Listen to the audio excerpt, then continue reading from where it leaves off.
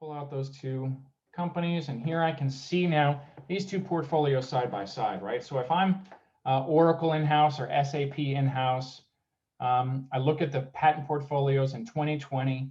I can see very comparably sized, right? Oracle 783 patents, SAP had 737. So from an overall size perspective last year, very comparable.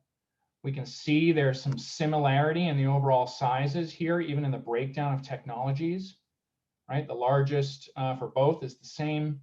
And there's, somewhat of a match as we scroll down this list of different electrical digital data processing technology areas, right?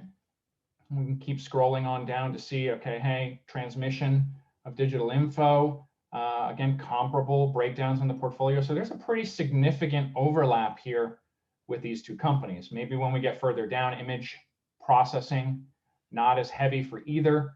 And so now we start to see a bit more variation in the portfolios. But let's take a look here at the con-div slicer. So this is a helpful tool in gap analyses to focus in on the actual unique inventions, right? What's the, I want to strip out the cons and the divs. I just want to focus on the originally filed US patent applications. Okay, so I say con div no, we strip those out. Now the data starts to tell us maybe a little bit different story. We see here that Oracle's portfolio is now almost 200 patents fewer. So SAP's filed, just under 200 additional or obtained 200 additional patents last year that were originally filed versus a con div.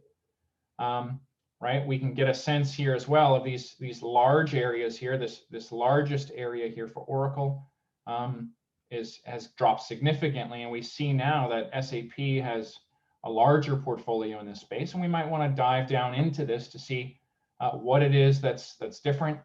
And we can see very quickly here, there's some areas here in the portfolios where we see, right, SAP has 9 patents in this table space storage structures area, a couple of other presentation of query results and data quality. Here's some operators technology area where Oracle has some and SAP does not. This here, again, really provides you with the ability to very quickly and easily identify how the two portfolios stack up. Now, 1 year, again, might not tell the whole story. You can very easily come in here and select, say, all patents obtained since 2017 to get a clearer picture of what's happening in this space. All right, let's take a look at one of my favorite tech areas again, the handling of natural language data. And click on that here and see what's happening in this area of patenting. Quickly, I see here Oracle. There's a couple of areas where SAP has some patents. Oracle does not. Use of machine translation, right? Annotation, comment data, footnotes, right? Machine translation. Maybe this is an area that Oracle has some technology in, but just hasn't been focused on patenting. Or this is maybe an area that they're not focused on from a business or strategic perspective. And so all of this, this whole gap analysis dashboard really provides you with a very easy and simple way to quickly compare two portfolios side by side.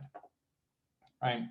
We could look at the opposite view and just look at all the cons. Right? Since Oracle was heavy in the cons, we can see.